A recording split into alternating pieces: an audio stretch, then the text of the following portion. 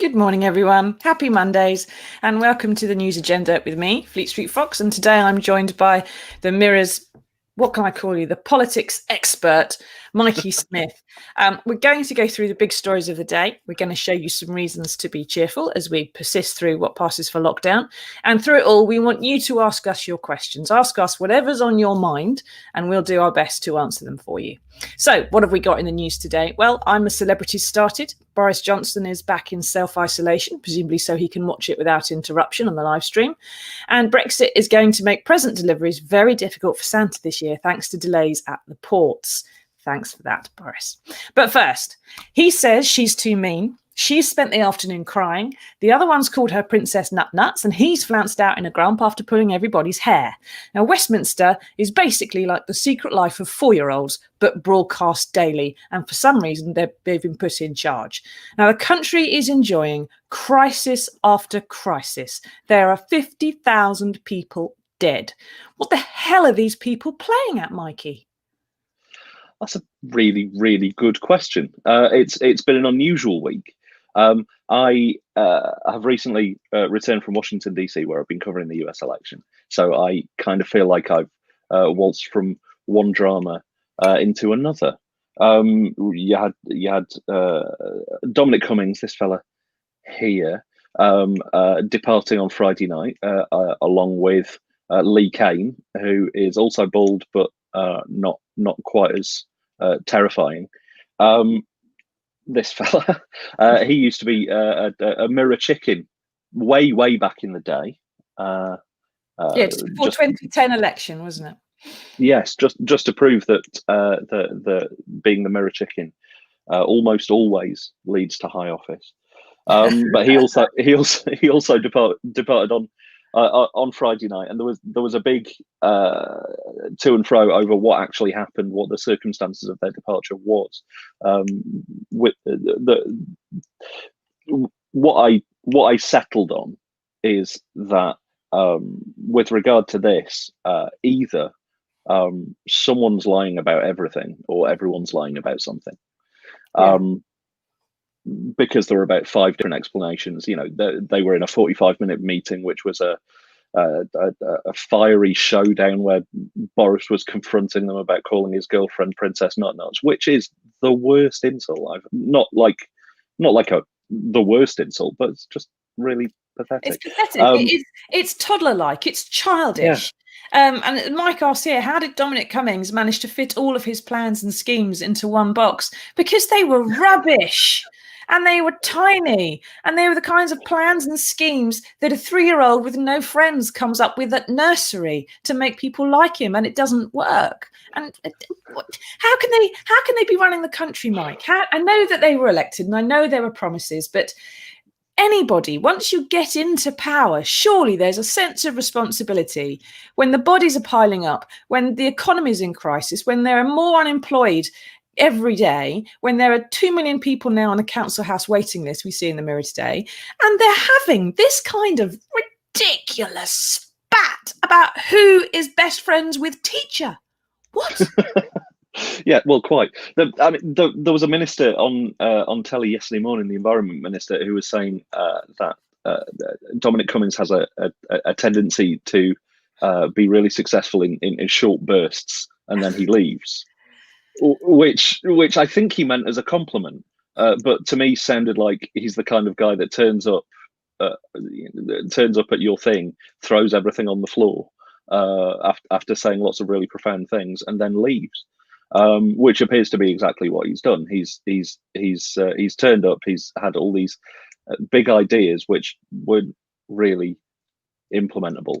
And he's thrown them all on the floor, torn everything up, and it's not like Thatcher where she at least had a plan for how she was going to completely rip up the country and rebuild it from scratch. I think he sort of had a plan for how he was going to rip up the country, but didn't really have a plan for what he was going to build afterwards. And we've got, keep asking us your questions, people. We want to know what you think about all this ridiculous Westminster shenanigans, chicanery, pointless waste of time of everybody's life. But here we are.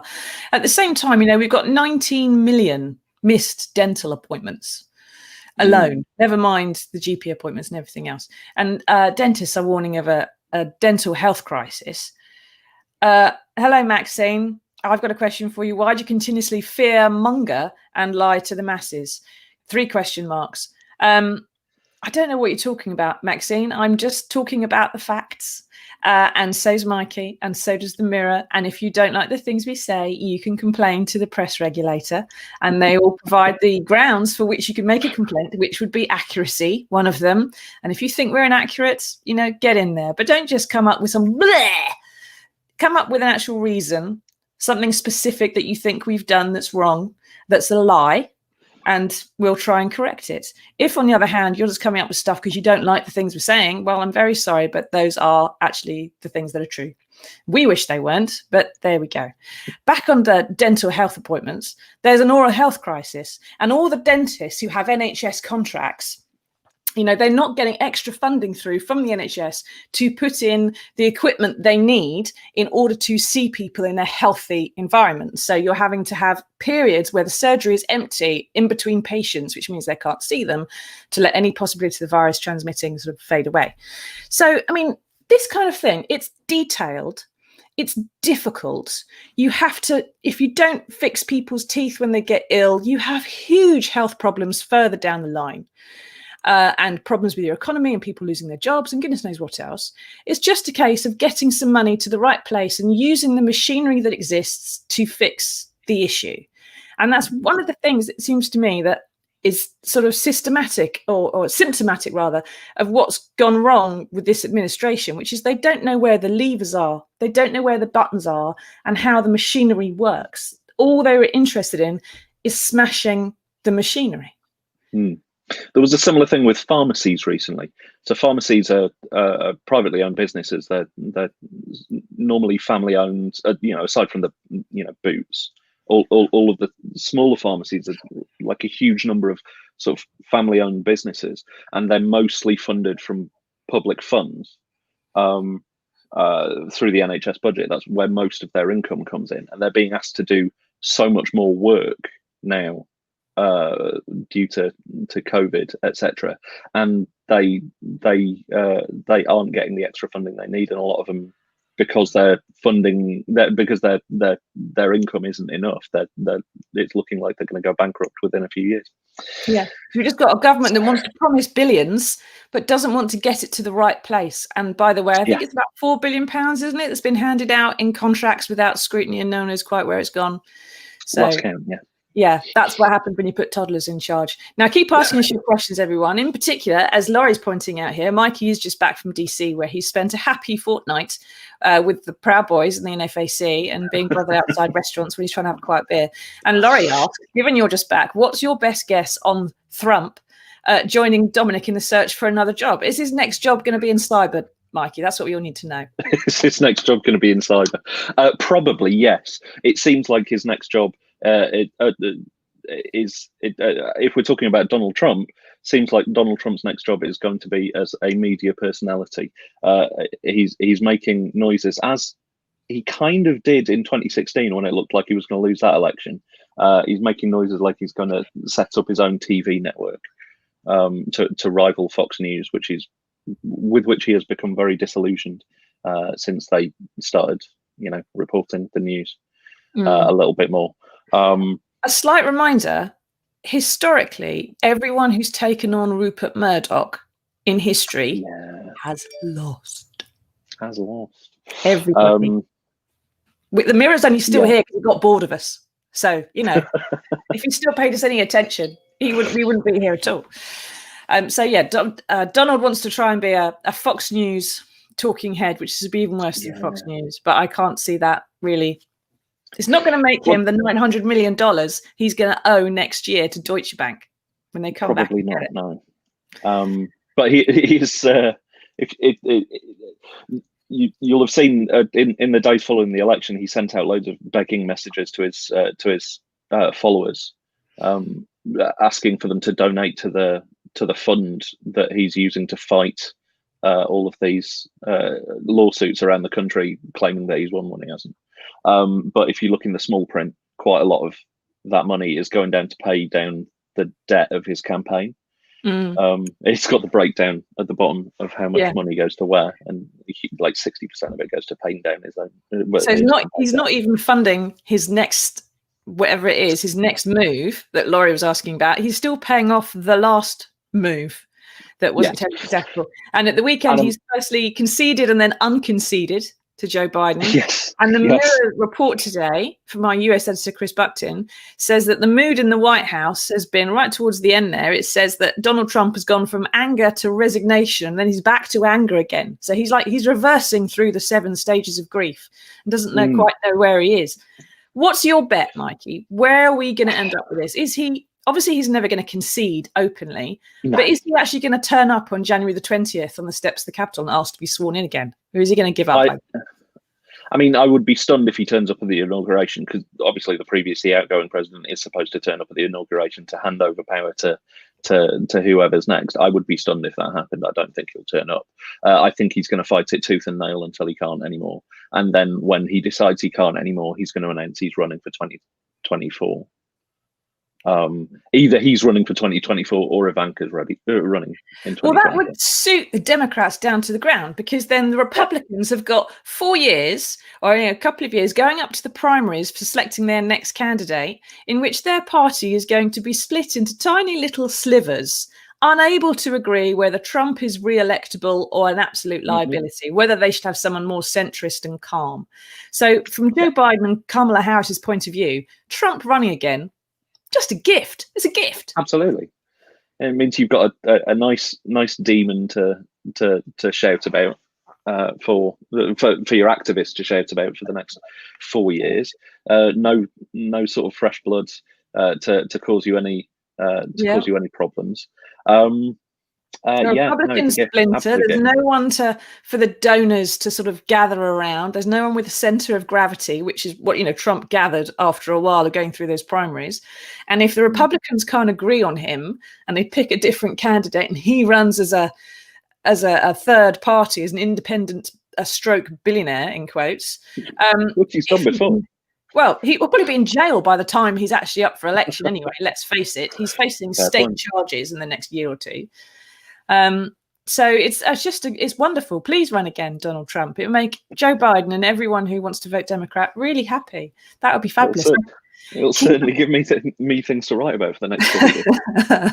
Gives us all things to write about. Keep the clicks going. Now, thank you very much so far for everybody for joining and asking your questions. Keep asking us some more. Dig into the comments and ask us whatever's on your mind. Now, first off, there's a couple of things I want to show you that's quite important and interesting, and better than toddlers, we say. Firstly, the story of the day is in Nada Farhood's environmentalism column. It's inside the paper. And it's a fascinating story, and it's only a few paragraphs, but read this. Arsenal FC have signed a 3-year deal with a beer giant from Cambodia, which would be nothing if you think it's just a bit of sponsorship. However, it's the country's most popular brand, and in Cambodia, its customers are encouraged to eat dog meat while having a beer, to have it as a snack, like peanuts or cheesy snacks or something like that. And a study by animal welfare organisation Four Paws has found that it's normalised in Cambodia. More than 9 million dogs are slaughtered for meat every year in Southeast Asia. There's 3 on their way to the slaughterhouse. So Arsenal is going to come under pressure, a lot of pressure in the next few months. Nada, I think, is one of the first to spot it, to cut ties with this brewery, or to ensure that the brewery make some changes within Cambodia, maybe, if it wants to keep the sponsorship deal going, to actually stop this practice. It's endemic in that part of the world. They're not going to be able to stop it, but they could certainly start discouraging it. And Arsenal is such a global brand, Mikey, that neither you or I are big football fans, but it's such a global brand that it has influence around the world in places other than just Highbury. And if they can say, we're not having dog meat, thank you very much, then it would make huge changes, wouldn't it? I would have thought so. Yeah, it's. I imagine not many people over here have heard of Gansberg before. I certainly haven't. I drink beer. I haven't heard of their brewery. I have now, and I've decided you're not going to drink it. I'm not sure about a beer that goes well with dog jerky. I'm not sure what that would taste like. So, yeah. So yeah, I can't imagine that either the relationship or their relationship with dog meat will go. No, presumably the brewery has decided it's some way to get their name known and seen, and to broaden their market and sell more beer. It's not going to work within the UK. I don't know if it would work with Arsenal fans elsewhere, but in Britain, guys, Gansberg, don't do it. Drop it. Now, we're going to take some more questions shortly. So keep asking us in the comments. We've got someone who's copying and pasting them for us and is going to drop them in imminently. But firstly, there's a reason to be cheerful. I want to show you the picture of the day. Now, this is it's one kind of thing you see a lot of this time of year. People start turning on Christmas lights, and there's always someone, isn't there, in every street or every town who goes completely over the top. Well, listen to this story. This is about Dave Edwards, 86.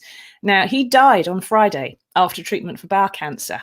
But over the past 42 years, he'd become a bit of a celebrity in his hometown, which is Croxley Green in Hertfordshire, because he always put on this light display, and it got bigger and bigger every year. He bought another thing, and local families would come and see it. They raised money for charity, all the rest of it. And on Friday, before he died, on Friday, he made his daughter Sharon promise that they would still turn them on this year and they'd still have the lights. And that's what they've done. She's fulfilled her promise. Now, that is, despite the fact that lots of people look at lights like this and think they're garish and unpleasant, Mikey, this is sweet, lovely, wonderful. You know, his light's still shining. I like it. Thank you, Mr. Christmas. What a great headline. I agree entirely. Yes. You can't not agree, can you? You can't not. It's a beautiful thing. It's gorgeous. Yeah. It's a lovely thing to have done. And congratulations, Sharon. And we're sorry for your loss, but I think he'll be bringing lots of pleasure to people still. Now, Rochelle asks, I have a quick question. Can we please travel and see family at Christmas? It might be some people's last chance. Mikey, where are we on isolation? Because Boris Johnson's got it now, hasn't he? Well, he's in isolation, certainly. It was announced last night that he had gone into self-isolation because he'd come into contact with an MP who has tested positive. The MP's called Lee Anderson, and this is him. And this is a little. Is that a dead body on the floor? It is not a dead body. What this is? So they had a meeting earlier on this week, which is where Boris said he'd got a ping on his email from Test and Trace telling him he had to go into self-isolation. And Lee Anderson posted this picture on Facebook earlier in the week, and this is I confess I put together this little image of Boris Johnson's 5'9". You're supposed to be 6 foot apart, and they are not 6 foot apart. They're not even 5'4" apart, are they? No one's wearing masks. No one's windows are open. But in a text message he sent around to MPs last night, the Prime Minister was saying all the rules were followed, all the self-isolation rules were followed, all of the social distancing rules were followed, which they clearly weren't. No. But anyway, the Prime Minister's gone into self-isolation, even though, as he says again in his text message, he is, quote, bursting with antibodies, which is kind of gross. But also in his email, in his text, he said that he was more confident than ever that this current lockdown period would end on December the 2nd, as planned. Now, whether that happens or not is another question, and when it does end, what we go into from that point is another question. Yeah, there will still probably be tears, Rochelle, exactly. After that, as in TIERS.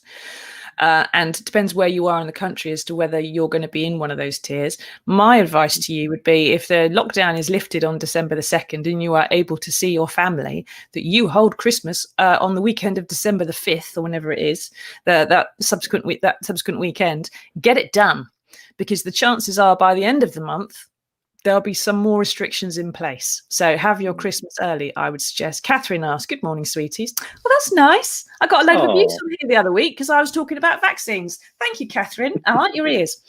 Do you think lockdown will extend from December the 2nd? That's what we just said, isn't it? How likely is it, Mike?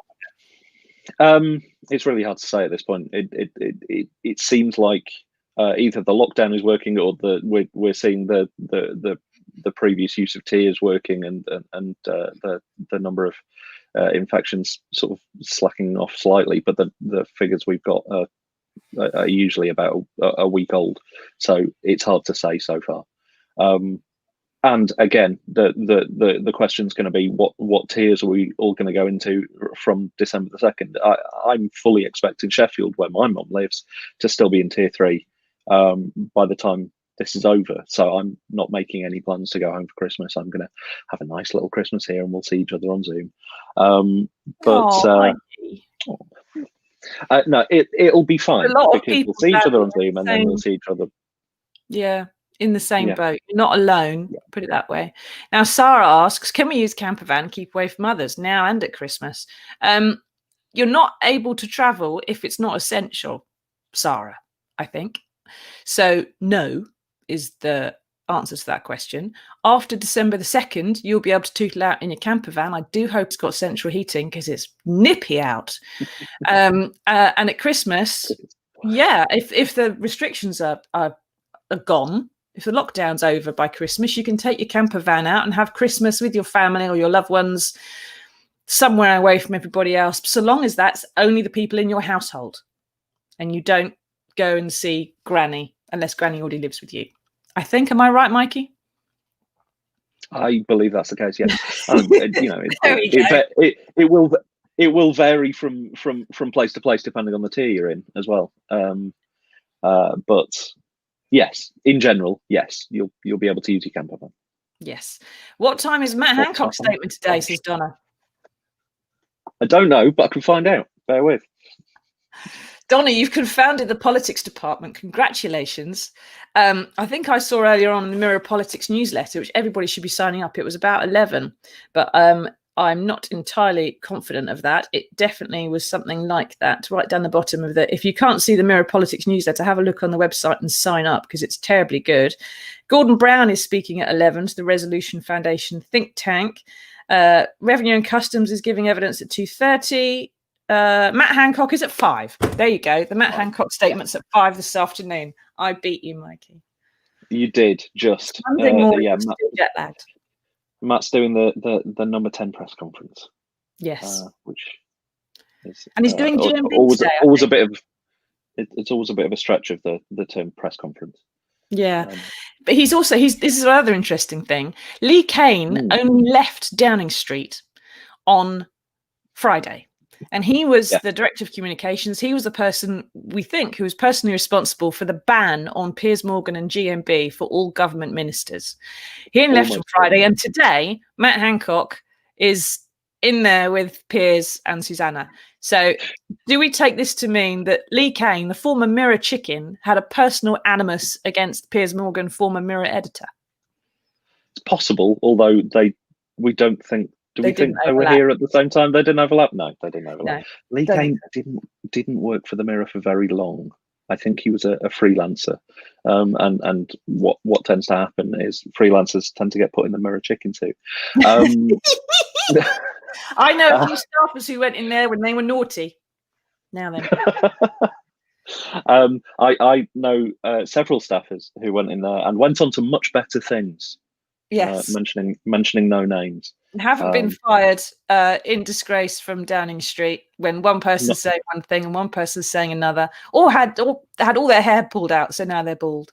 But can I recommend everybody, if while you're here, go and follow the Mirror Chicken account on Twitter because it's been reactivated over the weekend. It's having lots of fun.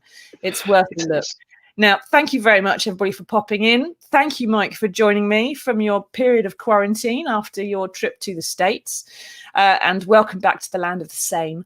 And we'll see you all again on Wednesday, everybody. And remember, Dave's lights are still shining, and so should yours. Don't let things get you down. Bye-bye.